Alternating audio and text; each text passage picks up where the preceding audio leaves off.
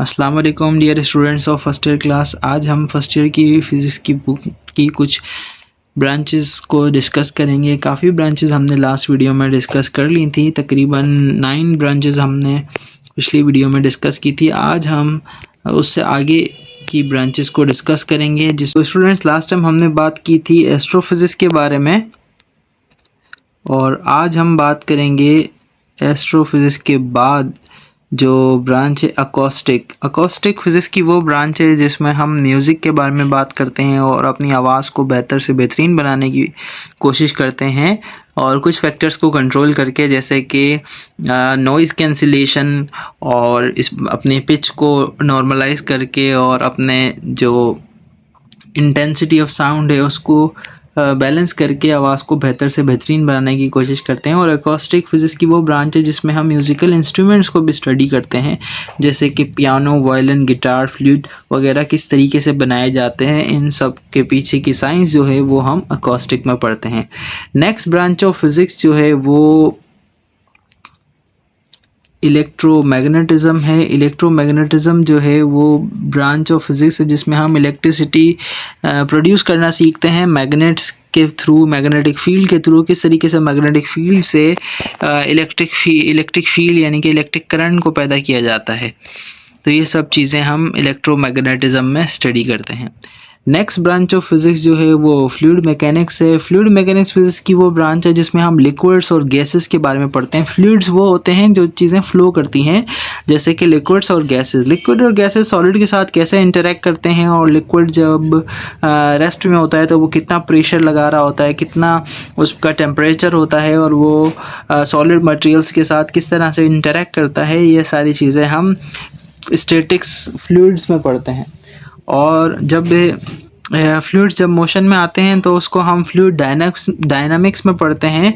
जैसे कि अगर हम एरोप्लेन्स की बात करें तो एरोप्लेन्स के इर्द गिर्द जो हवा है वो किस प्रेशर से मूव करती है, और लिक्विड्स जो हैं वो किस तरीके से काम करते हैं, ये सब हम फ्लूइड मैकेनिक्स में स्टडी करते हैं।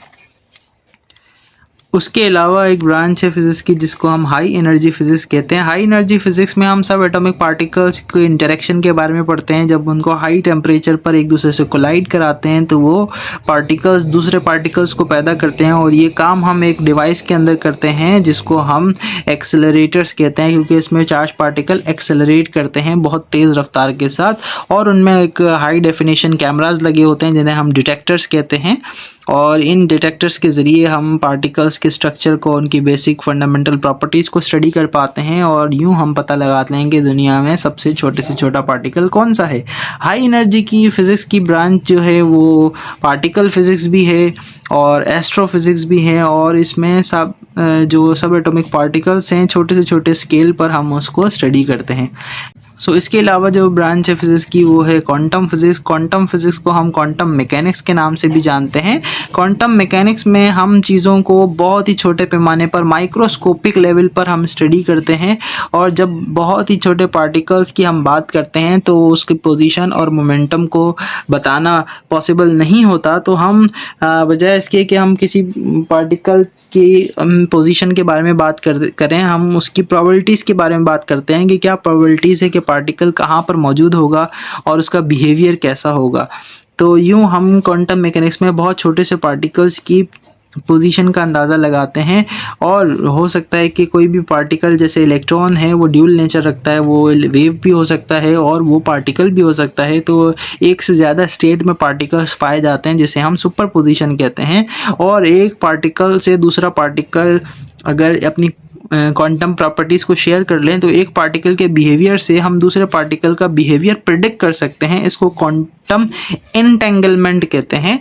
जैसे कि दो जुड़वा भाई होते हैं, अगर जब एक बीमार होता है तो वो दूसरा भी उसी टाइम पे बीमार होता है, भले वो काफ़ी दूर के फासले पर हों। तो इसी तरीके से एक पार्टिकल जो है, अगर वो दूसरे पार्टिकल जैसा ही है हूबहू, तो वो अपनी प्रॉपर्टीज़ को शेयर करते हैं।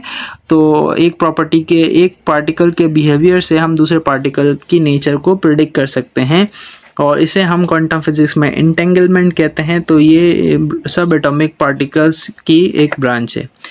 ये थी branches of physics. I hope कि आपका कॉन्सेप्ट क्लियर हो गया होगा। इंशाल्लाह नेक्स्ट वीडियो में हम बात करेंगे फिज़िक्स और टेक्नोलॉजी एंड साइंस के बारे में इन आवर सोसाइटी।